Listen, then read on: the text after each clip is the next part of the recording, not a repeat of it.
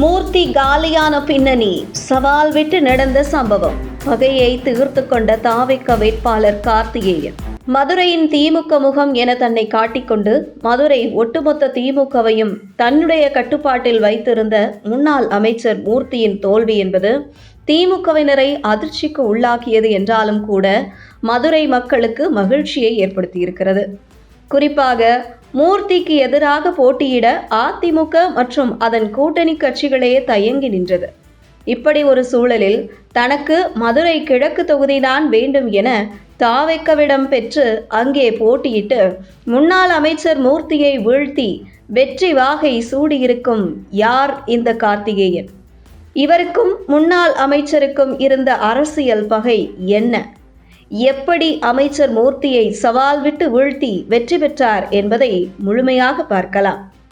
கடந்த 2006 முதல் 2011 திமுக ஆட்சி காலத்தில் மு.க. அழகிரியின் ஆதரவாளராக அறியப்பட்ட தற்பொழுது தாவேக சார்பில் வெற்றி பெற்ற கார்த்திகேயன் அவனியாபுரம் திமுக சேர்மனாக இருந்தவர். அந்த காலகட்டத்தில் மதுரை அரசியலில் மு.க. ஸ்டாலின் ஆதரவாளர், மு.க. அழகிரி ஆதரவாளர் என 2 தரப்புகள் இருந்தன.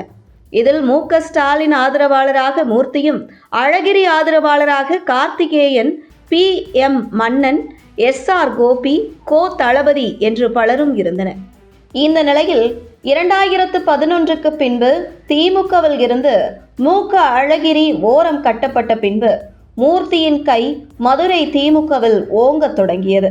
அப்போது பேர், புகழ், செல்வாக்கு மிக்க தலைவர்களை வளரவிட்டால் மதுரையில் நாம் அரசியல் செய்ய முடியாது என்கிற தோரணையில் அதுவரை திமுகவில் கோலோச்சி நின்ற பலரும் திமுகவில் இருந்து படிப்படியாக மூர்த்தியால் ஓரம் கட்டப்பட்டதாக கூறப்படுகிறது.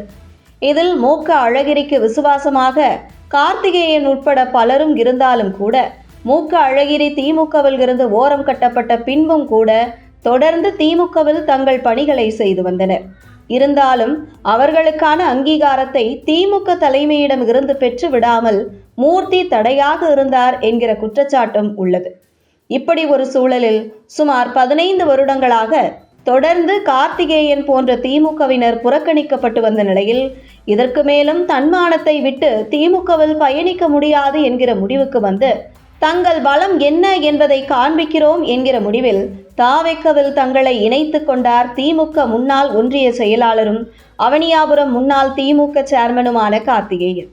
இந்த நிலையில் தாவேக்கவில் இணைந்த கார்த்திகேயன் தன்னுடைய அரசியலுக்கு முட்டுக்கட்டையாக இருந்த முன்னாள் அமைச்சர் மூர்த்தி போட்டியிடும் மதுரை கிழக்கு தொகுதியில் சீட் வாங்கி தன்னை அரசியலில் இருந்து அப்புறப்படுத்த துடித்த மூர்த்தியை வீழ்த்தி தன்னுடைய புதிய அரசியல் அத்தியாயத்தை தொடங்குகிறேன் என சவால் விட்டு மதுரை கிழக்கு தொகுதியில் தமிழக வெற்றிக் கழக வேட்பாளராக களமிறங்கினார் கார்த்திகேயன்.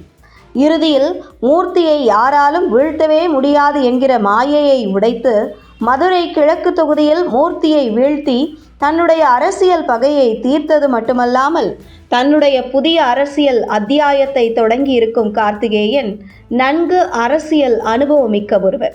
அந்த வகையில் தமிழக வெற்றிக் கழகத்தின் சட்டமன்ற உறுப்பினராக வெற்றி பெற்றவர்களில் கார்த்திகேயன் போன்ற அரசியலை நன்கு கற்றுத் தேர்ந்தவர்களும் உள்ளனர் என்கிறது தாவேக வட்டாரங்கள்.